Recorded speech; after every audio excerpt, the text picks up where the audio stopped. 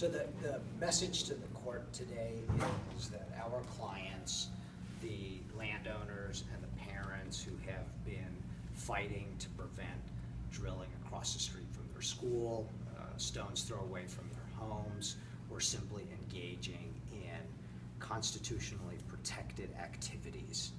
You know, standing up in front of an administrative body and opposing some kind of zoning change, going to court and using the legal process, those are all well accepted and, more importantly, constitutionally protected activities, and people cannot get sued for that.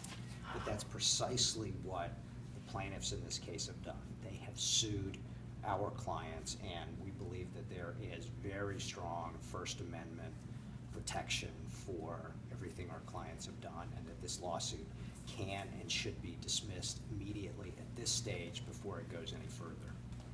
I mean, it's a First Amendment right to say whatever you want to say, as long as it's not, you know, libelous. So is that that's another reason I would suspect that they don't want to speak out on anything anymore, because they're like gun shy over this. Look, you know, there was an honest debate in this town about whether or not there should be drilling across the street from the Mars School District. And you had some people on one side, you had people on the other side, you had some people who filed a challenge to the zoning appeal board. You know, all of that is what happens every day across this country. And you simply can't go around and sue the people on the other side simply because you don't like the position that they've taken. And that's exactly what's going on in this case. What has it been like for these individuals who suddenly got notice that they were being taken to court? You know, I think that for, you know, because as I said to the judge, people have said, what the heck's the ACLU doing in a land use case like this? And that's true, we don't get involved in a lot of cases, but we think that this lawsuit is just such a serious affront to the First Amendment that we felt like we had to get involved. And you know, for me, the storyline that has really resonated occurred from the first time I sat down and met with my clients. These are not activists. These are not professional agitators. These are folks who have moved out to the suburbs looking for the American dream. There's little kids running around. They're deciding who's going to drive to dance, who's going to take who to soccer. They were not opposed and are not opposed to fracking. But when they started learning about the effects, and when they saw that it was going in half a mile from their school, which they believed was unsafe. I mean, their motto all along has been not no fracking anywhere, but not within 2 miles of the school, because you need a safe evacuation zone. You know, and I listened to these folks. I mean, this could be anybody that's getting sued who had the temerity to stand up at a township meeting or to take legal action to try to stop something that they believed was wrong, something that they believed was not only harming their children, harming their families, undermining their property values. I mean, if that's not constitutionally protected, then we can kiss this democracy goodbye. So what's the personal effect been since they've been sued for these people who you say aren't activists, aren't even opposed to fracking, just maybe a less than 2 miles difference of opinion about where it can safely be done? What has it been like emotionally for them and for their families? Well, look, let me just say, Bob, that you've held a microphone in front of me on many occasions inside or outside courthouses, and there's almost always clients standing next to me. And you don't see any clients here, and that's because they have been chilled. And you can understand it. They have been chilled for simply standing up and saying what they believe in and taking lawfully protected actions to try to prevent the drill pad from going in across from the school. So, you know, they're not going to be standing here. They are chilled.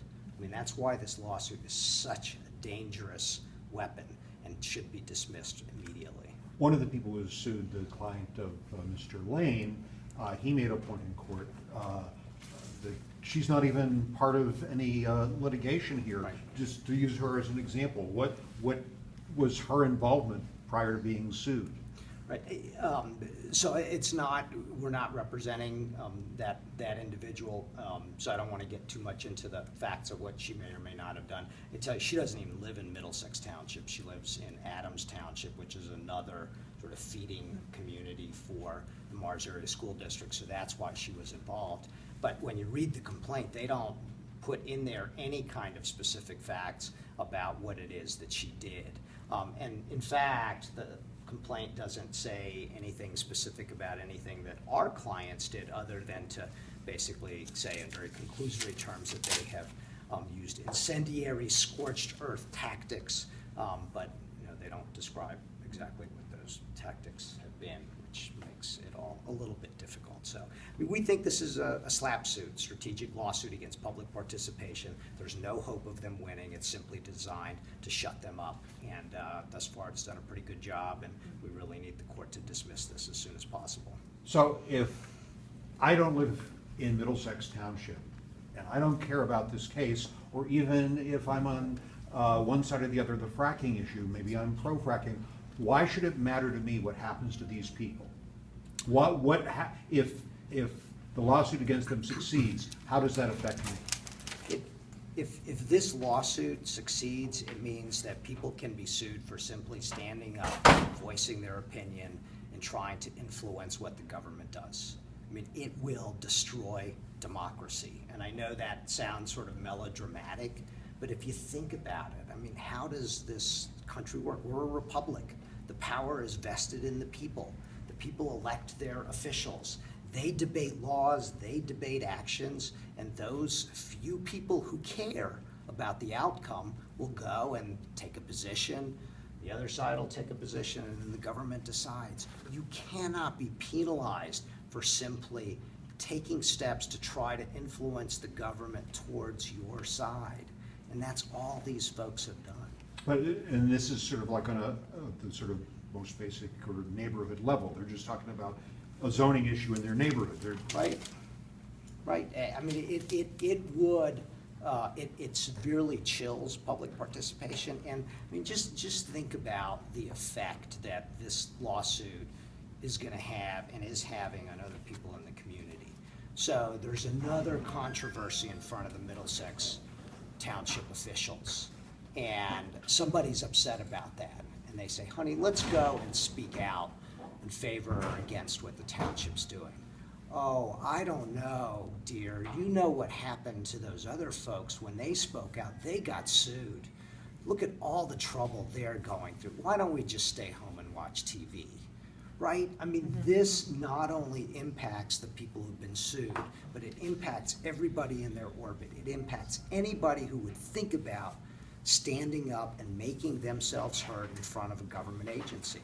And that's why the courts have developed this very, very strong constitutional protection for people who take those kind of steps.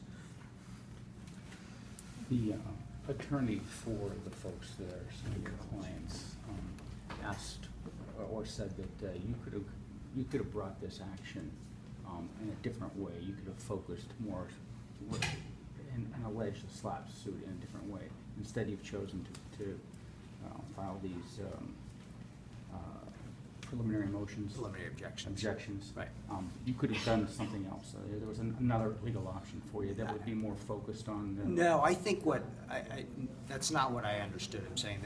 The issue, I think, the big issue for the court to decide is whether or not she can dismiss the case at this stage, because there are very stringent rules about what she can consider. And I think what they're saying is that we should be able to go to the next stage, right, where so everybody would have to go through discovery, and then we would have another opportunity to get this dismissed before you go to trial. But the question is, can she make that decision at this very, very early preliminary stage? And there's some pretty stringent requirements about her ability to do that. After the meeting in chamber, is there any formal or informal timeline for both sides filing anything before she? No, she said she would try to get an opinion out as quickly as she could. So that's as much as I know in terms of timing. Informally, I thought I heard her say, for example, the 7 days for one side or the other, and time for other folks to respond. So we're not gonna see anything within a week, is that, I think that's, yeah, you can't, you don't know? I don't know anything about the She's judge. giving both sides a chance to put some more arguments Yeah, in and I writing if don't, they yeah, want but I to. don't think, I mean, it's only on the narrow issue of whether she can actually, at this stage of the proceedings, look at what's going on in front of Judge Yeager. Okay. So, I mean, it's just a very tiny issue, and we would not respond if they file something, so Okay. I don't think that's gonna hold anything up.